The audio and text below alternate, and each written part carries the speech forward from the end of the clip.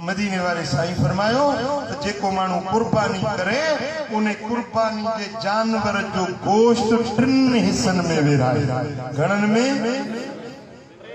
गणन में हिकड़ो जो पेट में खाए, बियो वरी फ्रिज में रखे, टियों वरी दिगड़े में रखे।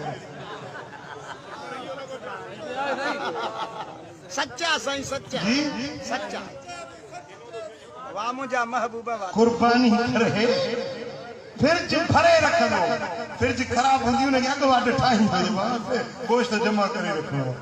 ओ खुदा जा बाना कुर्बानी कयई न, हिकड़ो हिस्सो तू खा, हिकड़ो हिस्सो मिटरन माइटरन अजीजन करीबन चाचो मामो सोट मासात पुटपाट मलवेर अजीज करीब उन्हनि खे हली वञी ऐं टियों हिस्सो गरीब मिस्कीन यतीम बेवा मिस्कीन मोहताज उन्हनि खे हली वञी पहुचा।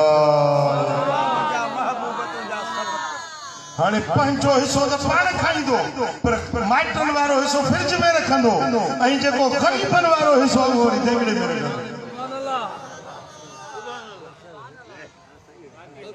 ईअं न कयो।